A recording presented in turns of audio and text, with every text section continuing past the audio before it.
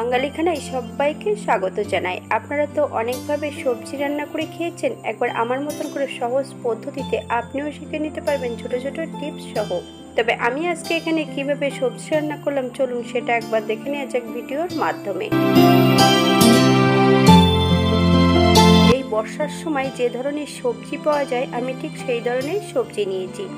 আপনারা অন্য সবজি নিয়েও এটা করতে পারেন। এখানে আমি 3 রকমের সবজি নিয়েছি। মিডিয়াম সাইজের একটা আলু লম্বা লম্বা করে কেটে নিয়েছি। আলু ভাজার থেকে একটু মোটা করে কাটতে হবে। 10টা থেকে 12টা কুঁদরি সরু সরু করে কেটে নিয়েছি। বেশ কিছুটা বটবটি শিম নিয়েছি। মিডিয়াম সাইজের একটা পেঁয়াজ সরু সরু করে কেটে নিতে হবে। সবজিগুলো যদি একই রকম কাটা হয় তাহলে রান্নার পর দেখতেও খুব সুন্দর লাগে।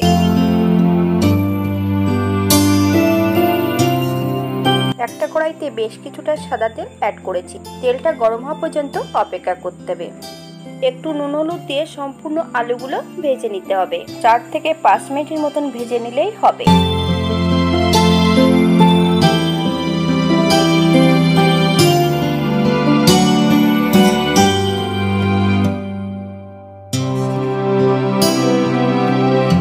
একই তেলে আমি বটবটি শিমগুলোও ভেজে নেব। তবে আপনারা আপনাদের পছন্দ মতন সবজিগুলো ভেজে নিতে পারেন। 5 থেকে 7 মিনিটের মতন বটবটি শিমগুলো ভেজে নেব।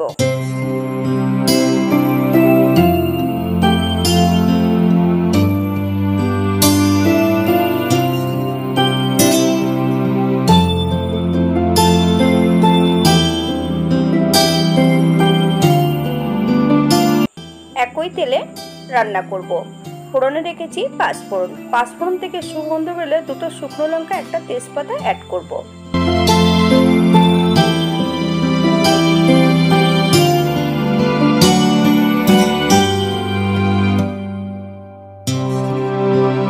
এই পর্যায়ে সম্পূর্ণ কেটে রাখা পেঁয়াজগুলো অ্যাড করতে হবে। সামান্য একটু নুন দিয়ে বেশ পেঁয়াজগুলোকে ভালো করে ভেজে নিতে হবে।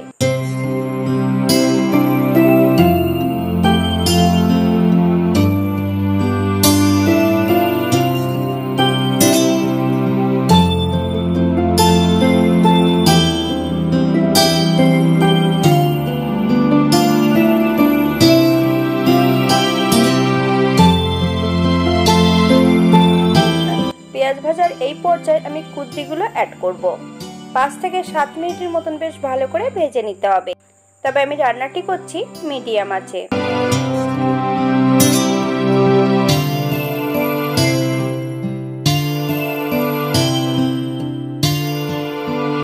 এই পর্যায়ে অ্যাড করব বেশ কিছুটা বাটা মশলা। আদা, জিরে, ধনে আর বেশ কিছুটা কাঁচা লঙ্কা ফালি দিয়ে রেখেছি, সম্পূর্ণটা অ্যাড করব। একই সঙ্গে অ্যাড করব বেশ কিছুটা চিংড়ি মাছ। আমি চিংড়ি মাছগুলোর সম্পূর্ণ খোসা ছাড়িয়ে অ্যাড করেছি। আপনারা আপনাদের পছন্দ মতন চিংড়ি মাছগুলো খোসাটা ছাড়িয়ে নিতে পারেন। সামান্য একটু হলুদ গুঁড়ো, অল্প করে নুন, আপনারা স্বাদ অনুসারে নুনটা অ্যাড করবেন। আবারও আমি মিডিয়াম আঁচে 3 থেকে 4 মিনিটের মতন বেশ ভালো করে মশলা সহ সবজি দিয়ে নেড়ে নিতে হবে। সম্পূর্ণ ঘরোয়া উপকরণ দিয়ে বাঙালি রান্না। আপনাদের যদি রান্নাগুলো পছন্দ হয় তাহলে চ্যানেলটি সাবস্ক্রাইব করে দিয়ে পাশে থাকবেন। পাশে থাকা বেলটি বাজিয়ে দেবেন, নইলে নিত্য নতুন রান্নার নোটিফিকেশন পাবেন না।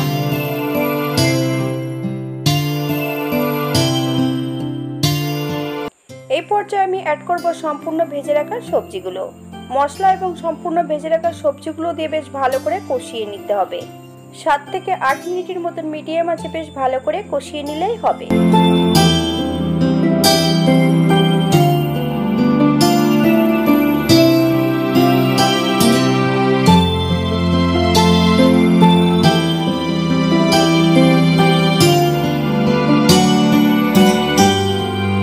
এই পর্যায়ে অ্যাড করব হাফ বাটি জল। আপনারা আপনাদের পছন্দ মতন জলটা অ্যাড করবেন। তবে আমি এটার কিন্তু কোনো গ্রেভি রাখবো না, একটু শুকনো শুকনো করে রান্না করে নেব। 5 থেকে 7 মিনিটের জন্য ঢাকা দিয়ে রেখে দেব, যাতে সবজিগুলো সেদ্ধ হয়ে যায়।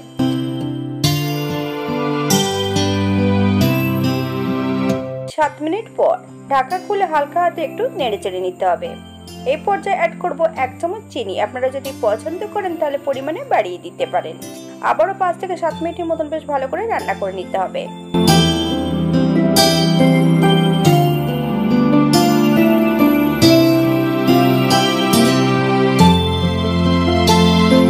এই এই পর্যায়ে অ্যাড করব 1 চামচ সর্ষে বাটা। আপনারা যখন সর্ষে বাটা অ্যাড করবেন গ্যাসের ফ্লেমটা একদম লো করে দিয়ে বেশ 3 থেকে 4 মিনিটের মতন বেশ লো ফ্লেমে রান্না করে নিতে হবে, তাহলে কখনোই সর্ষে বাটাটা তেতো হবে না। আপনারা সর্ষে বাটার পরিবর্তে পোস্ত বাটাও অ্যাড করতে পারেন, তবে পোস্ত থেকে সর্ষে বাটা দিলে খেতে কিন্তু বেশি সুস্বাদু হবে।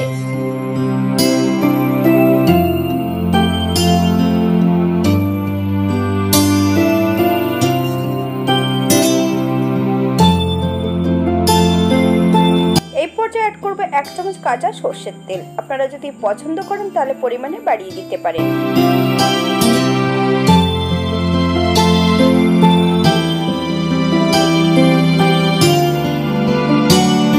গ্যাসের ফ্লেমটা অফ করে দিয়ে 5 মিনিটের জন্য স্ট্যান্ডিং টাইম দিতে হবে, তারপর সার্ভ করব।